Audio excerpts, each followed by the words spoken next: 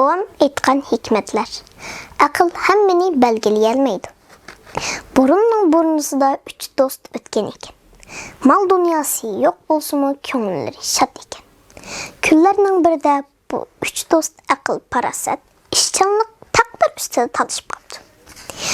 Men akıl parasatki işinimen. Çünkü o bolsula hemmeni kılgalı boldu, depti birincisi. Men işçanlık işinimen, akıl parasat iş emgekten gelidu, depti ikincisi. Men takdirge işinimen, takdir hemmeni belgeleyeleydu, depti üçüncüsü. Üçeylen mening toğra dep talışıp, bir-birden yamanlaşıp, ahir padişahның aldığı beripdi de, ahvalını bayan qıptı ve kim toğra ekenligiga adillik bilen hüküm çıkarışını iltimas qıptı.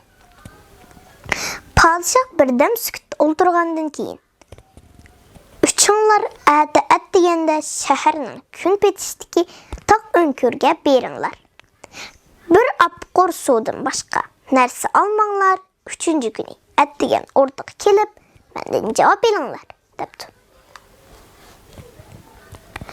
Üç dost padişah bilen hoşlaşıp ordadan çıkıptı. Atsi at degende önkür aldığı beripti. Yasavullar üç dostni önkürü solap ağzını itipti. Padişahның maqsadını düşünelmegen üç dost hınkılanmaya yetişipti. Bir gün tamak yemeği açlıktan korsakları tartışıp öley dep kaptı. Bir-biriga taptana qilishibdi. İkinci günü peşin bilen akıl parasatga işindigan birinci dost önkür içidagi yoğan bir taşning tegi nurgun ömücükden kirip ketiyotganligini görüp, bu yerde çokum bir narsa bar dep hüküm qıptı. İşçanlıkka işindigan ikinci dost taşni yutkigen eken, astidan yağlık orap kömülgen yoğan bir nan çıkıptı. Nanni üçkü bölüp yiyişipti. Üçüncü dost yavatkan nan qeytedin yaldırıp durgan bir tane göher çıkıptı. Padişah üçüncü günü üç dostunu aldığa çağırıptı. Ulardan önkürde nemelerini körgenlikini soraptı. Üç dost körgenlerini bir-birlep sözlep beripti. Padişah olarga birinci dost akıl parasatini işqi salgaç taş astığı kömülgen narsini bayqagan. İkinci dost işçan bulgaçqa taşni yotkep nanını tapgan. Üçüncü dostunun tali bulgaçqa nan içini göher çıkkan. Qini eytip beqinglar.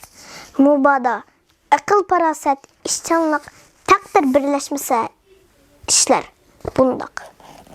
Bular mı değil?